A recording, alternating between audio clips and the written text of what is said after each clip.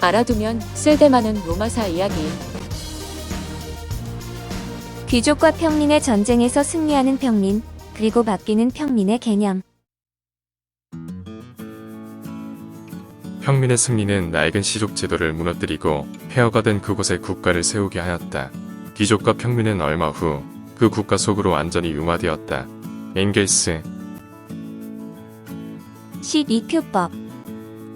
로마 귀족과 평민 간의 신분 갈등은 오래전부터 끊이지 않은 문제였는데 역사가들의 기록에 따르면 평민과 귀족의 신분 차이로 인한 차별은 왕정이 폐지된 이후에도 여전히 존재하고 있었습니다.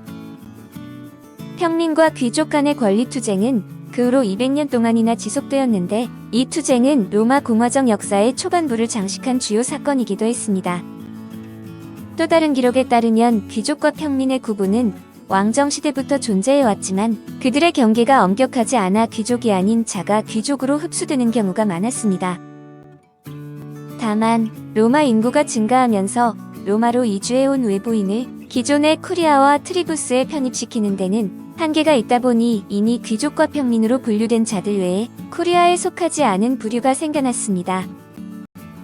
아마도 에트루리아 왕조 때 새 이민자를 더 이상 쿠리아로 편입시키지 않은 영향도 컸는데 이들이야말로 훗날 로마를 이루는 평민의 근간이라고 할 수 있습니다. 하지만 예전부터 평민이라면 귀족들의 충성스러운 부하 혹은 그들과 특별히 관련 없는 거리가 먼 사람들이 대부분으로 왕정시대의 귀족과 평민의 경계는 불분명했지만 분명히 갈등은 존재했습니다. 그렇지만 서로 대립할 만큼 상황이 심각하지 않았는데 로마의 왕은 대부분 귀족을 억제하고 평민을 구슬리는 방식으로 자신의 통치 기반을 다졌습니다. 세르비우스는 개혁을 통해 재산에 따라서 전 로마인의 등급을 새로 나눈 결과 재산이 많은 평민의 지위가 향상됐습니다. 하지만 공화정 체제로 넘어오면서 평민과 귀족의 갈등은 골마터져 수면으로 떠올랐는데 귀족들은 대대적으로 자신의 특권과 지위를 강화하고 귀족 간 혼인을 통해 배타적인 신분으로 변해갔습니다. 그러나 평민은 귀족의 정치적 압박 외에도 경제적인 빈곤에 시달렸는데 에트루리아 출신인 마지막 세 왕은 정복지를 가난한 평민에게 나눠줬지만 공화제가 시작되면서 이런 전통은 폐지되었습니다. 게다가 집정관의 임기가 1년으로 제한되어 옛날 국왕처럼 대규모의 공사나 사업을 벌이기에는 많은 어려움이 따라 로마 경제는 날로 악화되어 실업자가 급증했고 시민들의 불만도 날로 커져만 갔습니다. 로마의 문제는 내부에만 있지 않았는데 사면이 적으로 둘러싸인 로마의 변경은 바람 앞에 등불처럼 위태로웠습니다. 추방당한 타르퀴니우스가 에트루리아의 군사를 이끌고 호시탐탐 기회를 노리는가 하면 동맹을 맺은 라틴 도시들이 로마의 공화제를 인정해주지 않았습니다. 임기가 겨우 1년뿐인 집정관을 위해 군대를 내준다는 사실에 불만이 컸는데 타르퀴니우스의 전쟁으로 피해를 본 클루시움의 국왕 포르세나도 타르퀴니우스와 함께 로마 정벌에 동참했습니다. 그뿐만 아니라 로마의 지배 아래 있던 각 민족도 하나둘씩 로마의 반기를 들기 시작했는데 로마는 결국 울며 겨자 먹기로 에트루리아 땅을 되돌려줄 수밖에 없었습니다. 포르세나는 타르퀴니우스를 지지하면서도 그가 다시 왕이 되는 것은 원치 않았는데 만약 그렇게 되면 다시 에트루리아와 전쟁을 벌여야 했기 때문이었습니다. 로마는 왕정 시대에 세운 위신을 잃어버리고 말았는데 라틴 도시들의 연합의 우두머리로 절대 권력을 행사하던 로마는 소국으로 전락했고 예전 지위를 회복하기까지 무려 100년이라는 시간이 걸렸습니다.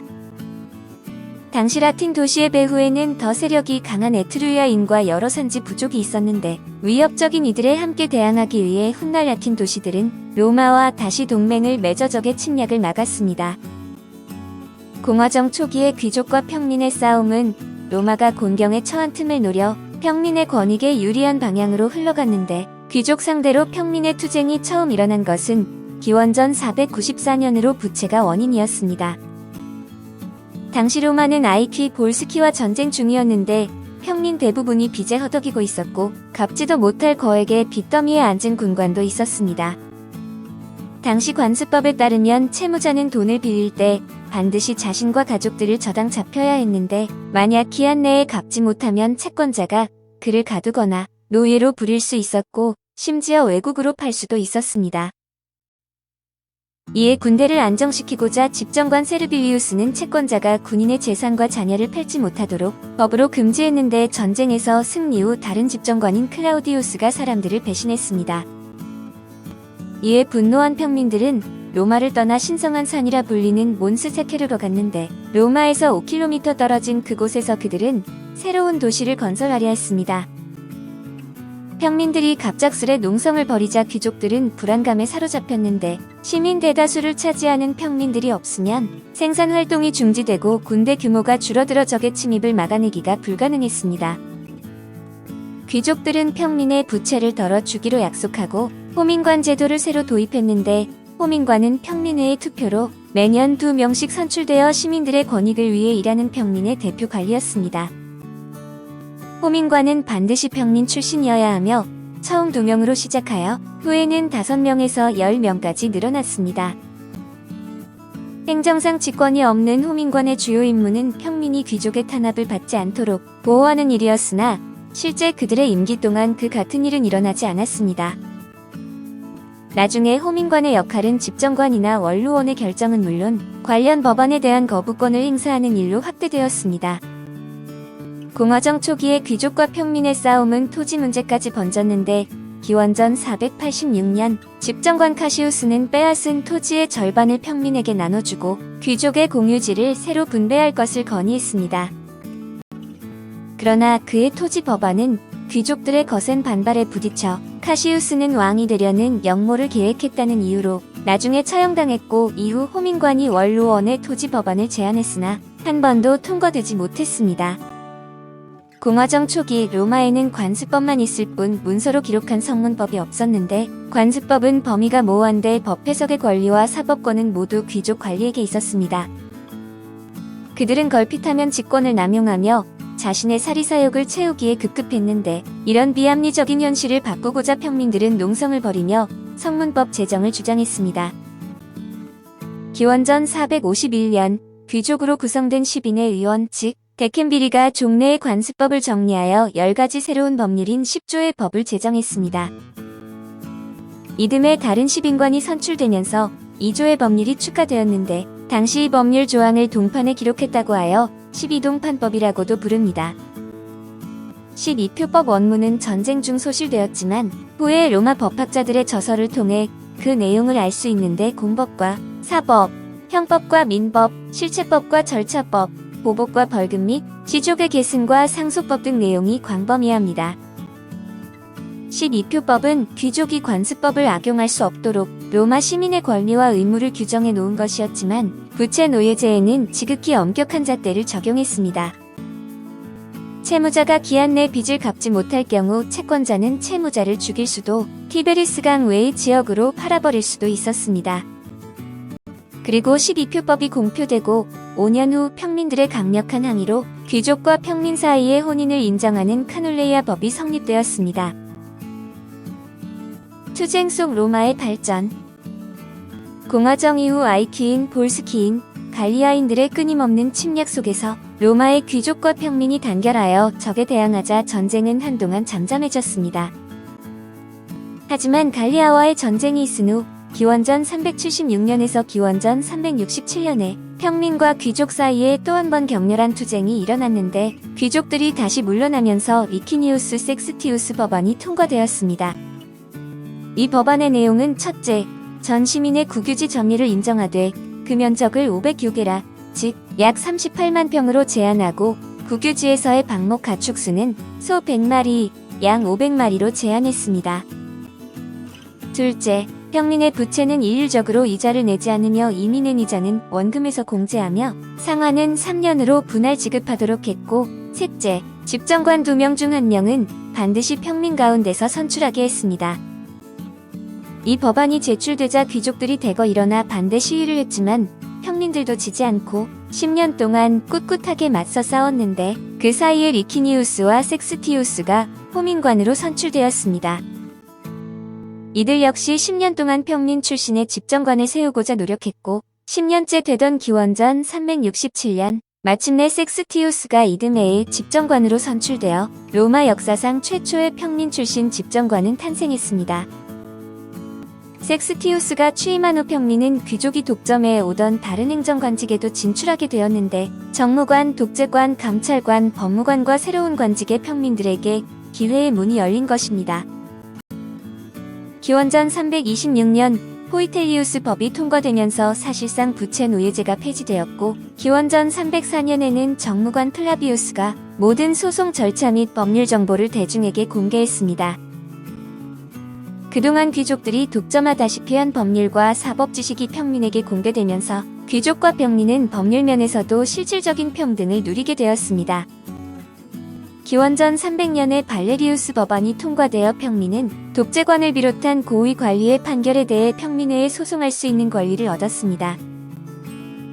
로마의 법 제정은 여기서 그치지 않아 같은 해에 호민관의 이름을 딴 오굴니우스 법이 통과되어 사제와 복정관의 수를 4명에서 9명으로 늘리고 늘어난 인원은 평민에서 선출했습니다.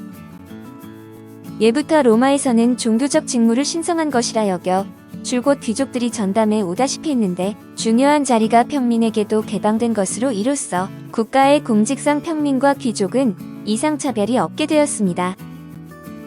기원전 287년 평민과 귀족 사이에 마지막으로 대규모 투쟁이 발생했는데 원인은 첫 번째 투쟁 때와 동일한 부채였습니다. 귀족 채권자들의 등살에 견디다 못한 평민들은 또다시 로마를 떠나 티베리스 강 우측 연안의 야니쿨룸 언덕에 모였습니다. 평민 출신으로 독재관에 오른 호르텐시우스는 위기 해결을 위해 호르텐시우스법을 공표했는데 트리부스 평민회의 결의가 원로원 승인 없이 법적 효력을 발휘하도록 한다는 내용이었습니다. 지역별로 구성된 지역회는 표결을 거친 후 35개 지역이 지역별로 한 표씩 투표하여 과반수의 득표로 결정했는데 구성원이 대부분 평민이라 트리부스회가 켄투리아회보다 민주적으로 이루어졌습니다.